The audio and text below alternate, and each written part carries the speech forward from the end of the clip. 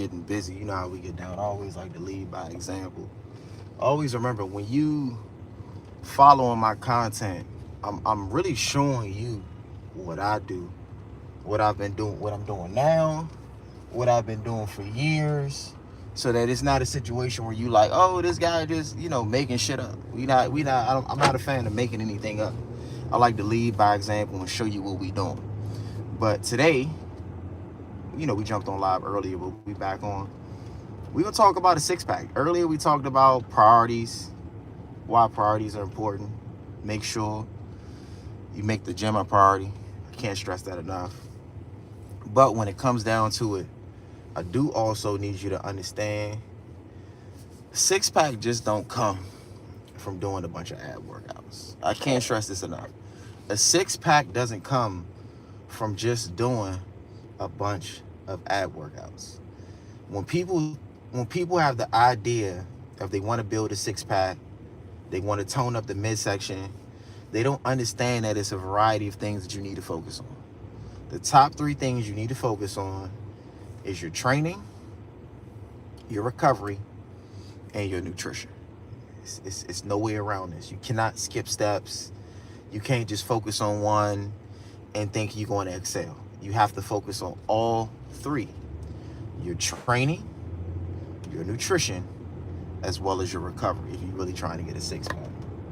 You being able to maintain this six pack that you want is honestly going to be relative to how consistent you can stay with those three. And I'll elaborate as we go on this live. But I need you to understand the three things you need to focus on if you really want to achieve a six pack is your training, nutrition, and your recovery. And I'm gonna break down why all of these things matter. Once again, you cannot out-train bad habits or a bad diet. I'm gonna repeat myself so this don't go over your head. You cannot out-train bad habits or a bad diet. There's no way around that. You can't out-train that. What you need to do is come up with a system and a game plan to get you to your goal, as well as once it's time to get to the goal, you need to know what you need to do to maintain this goal. Remember, a six pack does not just come from doing a bunch of ab workouts. I can't stress this enough. There's people that I know with a higher body fat percentage, and for my males, what I mean by higher body fat percentage, 25, 30, that think that they'll be able to reduce the midsection by just doing a bunch of ab workouts. And that's not how it goes. You need to actually focus on, once again, your training, your nutrition, as well as your recovery. When it comes down to your training, yes, you want to implement ab workouts, but just doing ab workouts by itself is not the end-all be-all to get a six-pack. One thing that most people fail to realize is that you need to effectively train the entire body. You need to train legs. You need to train back. You need to train chest. You need to train everything. Everything needs to be trained. How often you should train these things will be relative to how consistent you are, as also relative to what your strengths and weaknesses are. Most people don't realize when you first start working out, you need to focus on getting the body conditioned, because the body is deconditioned. And what I mean by decondition is there are muscle imbalances that you may need to address. And this could be another reason why you might be experiencing any type of aches or pains or anything to that nature when it comes down to how you feel.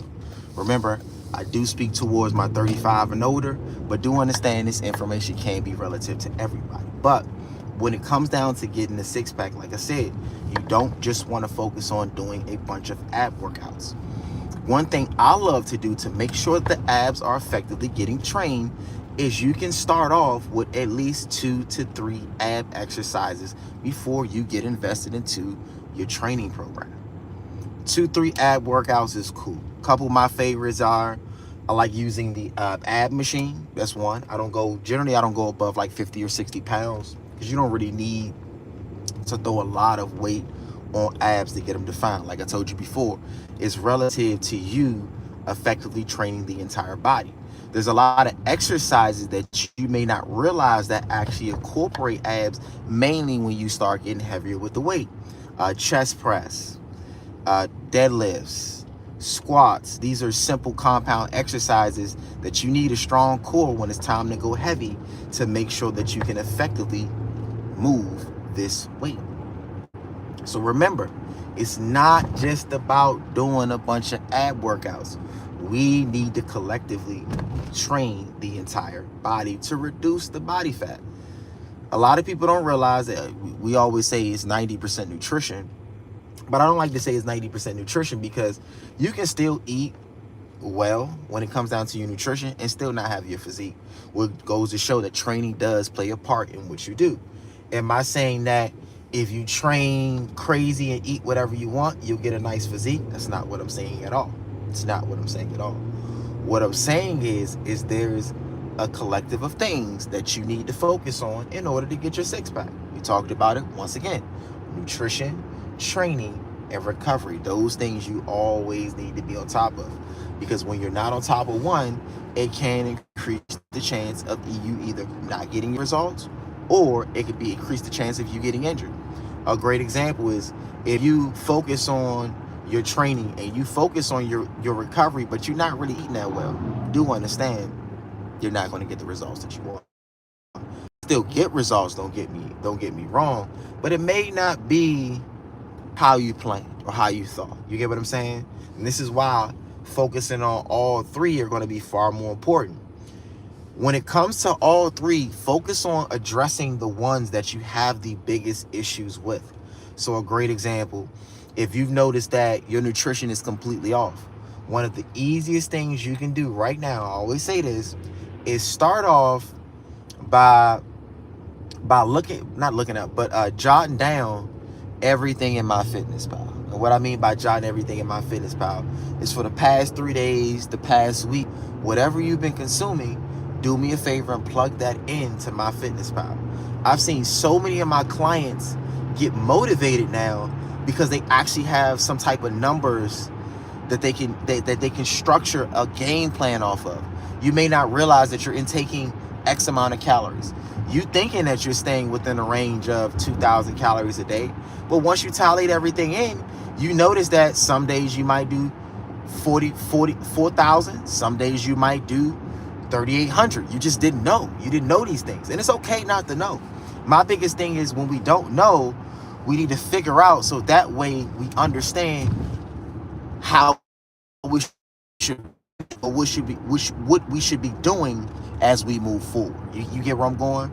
But nutrition, one of the easiest ways to start off, and it's not something that you got to live and die by, but it's just to kind of give you a baseline of where I should go from now. We jot down everything that we're consuming on a regular basis within the past 3 days. Just write down everything, snacks, your beverages. Some people don't realize how many calories come from beverages. Right now, you might be consuming a lot of alcohol. I highly recommend cutting out alcohol. It'll make things that much easier for you. It'll make things that much easier for you. Mainly if you're somebody that's mixing drinks and all this other stuff. It's a bunch of unnecessary calories and unnecessary ingredients that you still got to work off from your work. Some of y'all don't even realize the beverages you consume alone are already 300 calories. You get what I'm saying? As a collective, as one thing, it may not sound like a lot, but when it comes down to the unnecessary ingredients that make it so easy for you to store body fat from things like sodas and things of that nature, then we start to realize, man, there are some adjustments that we need to make. But the only way some of us can find this out is by tracking our progress. Like I said, simple thing you can do, pull out something like MyFitnessPal, whatever app you may use at the end of the day, you will notice that things will be that much easier. It says I like to eat greasy hamburgers. Funny thing when it comes down to hamburgers, just understand how all beef isn't created equal. That's one. How you cook it can be another thing. So just be mindful of it. But at the end of the day, if you notice that's one of your issues, I would always say schedule a time for it. One system I use is for every 11 meals you eat. And I'm not talking about smoothies. I'm not talking about protein shakes. Meals, because those aren't meals at the end of the day. Those are supplements. For every 10 meals, for your 11th meal, you can eat whatever you want. It's something I've been doing for a long time. So that way you can still enjoy the things that you want to enjoy, or that you like, without really taking you away from your goal, because we're focused on meals. We're not focused on snacks. I'm not a big fan of snacking because most snacks are very unhealthy. And I always say, if you eat 10, you don't really need to focus on snacks. Snacks is when you're in my opinion, when you're in a dire need to eat something, but you can't get to something. It's good to have healthy snack options, but I always say healthy snacks options right now would be a very great area, because a lot of things are labeled as if they're healthy, but when you really kind of break down to the basis of it, what is dressed up with, what is sprayed with, and all this other stuff, it quickly becomes unhealthy. I'm gonna be real with you on that. Unless you understand the time and place of consumption. And a lot of people don't realize the time and place of consumption. You know what I mean? But all in all, you need to find some type of way to track these things. Sometimes just seeing it and seeing the numbers will make you more calculated in the decisions that you make.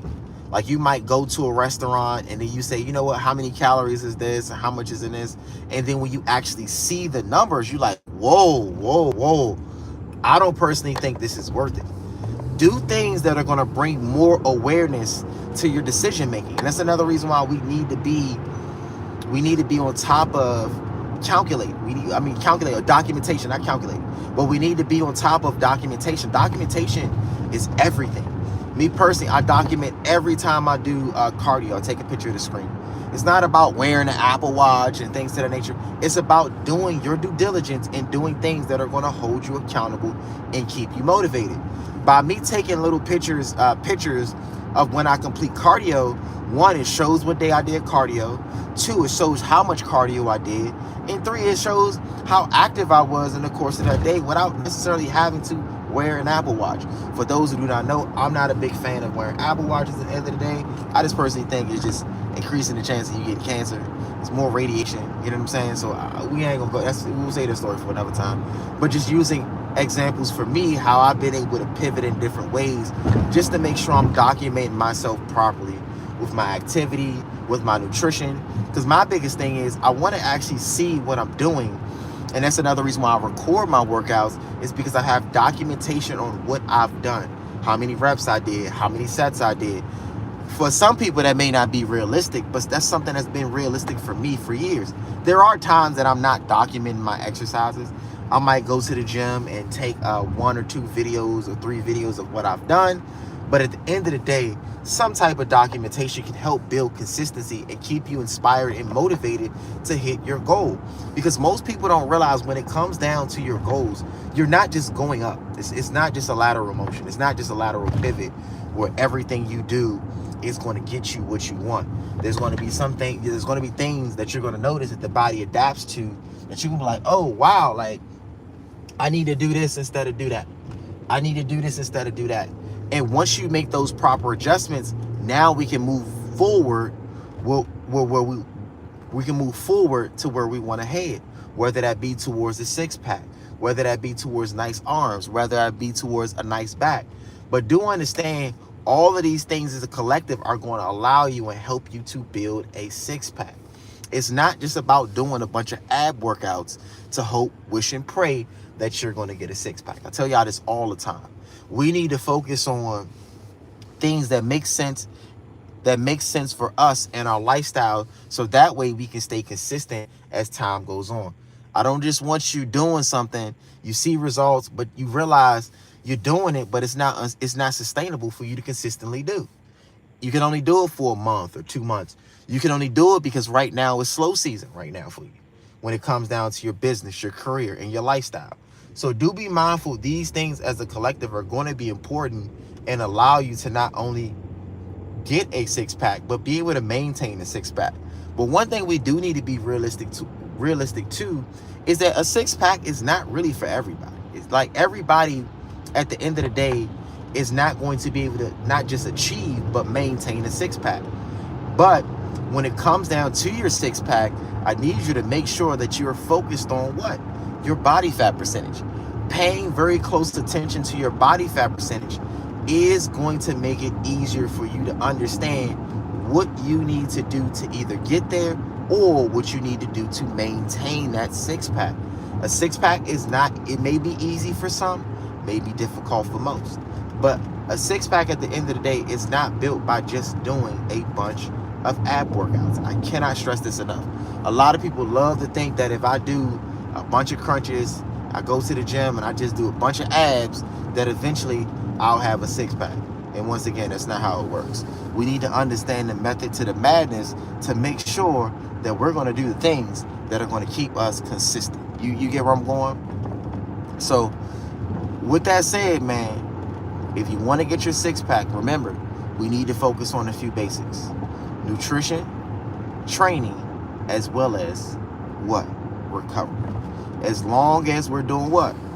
Crossing our T's and dotting our I's, it'll be that much easier for us to really get what we want with the proper documentation as well as the proper guidance. If you need help, I always tell people this all the time: if you need help, hire a personal trainer. This is someone who's going to accelerate the process of you being able to get results. They're going to accelerate the process. It's not, they're going to make it easier for you, because now you actually have a second set of eyes and a second set of hands that can not only just hold you accountable, but can help you when there's points where you may be falling off. One of the easiest ways to stay motivated and stay inspired is always have motivation and inspiration around you at all times. Do not wait to a point where you're down bad, you're stressed out, where it's the point that you need some type of motivation and inspiration. And like I said, hiring a professional like myself, that's a certified personal trainer, can make these things that much easier for you. Like I said, it makes that much easier for you. And a lot of people don't realize this. You having to pay for this is going to keep you that much motivated as well too. Because a lot of people, I've had so many clients say, I'll be damned if I pay you what I'm paying you and not show up. You give me a reason to show up. Sometimes it costing you a little bit more than what you expected is a reason why you're going to show up and show out. I've had so many clients say that. That's another reason why I kept my price as far as personal training, my price, because I started to notice people would take personal training that much more serious. They would hold themselves more accountable because they have X amount coming out their account each month just to get right or stay right at the end of the day. So like I said, some people always don't realize this, but a trainer can be more beneficial than what you think. Most people think a personal trainer is just giving you exercise. That's not what we do. A personal trainer, in my opinion, is more of a psychologist than anything, because I'm going to be real with you. I have to understand the ins and outs of my client's life and lifestyle to make sure I'm giving them the right things. There's going to be times where your client showed up exhausted, tired, because they stayed up all night trying to complete some work or trying to get the kids to sleep. You got to know what exercise to give them that day to make sure that you're not burning them out even more, and to make sure they have enough energy to sustain the rest of their day and to want them coming back for more. But with that said, man, I'm going to see you on the next live. Like I said, I'm going to try my best to jump in because I'm making this a priority. And as you can see, I'm personally holding myself accountable to really give you information to help take you to new levels and reach new heights. Like I said, if you have any questions, always drop questions in the comments. I have no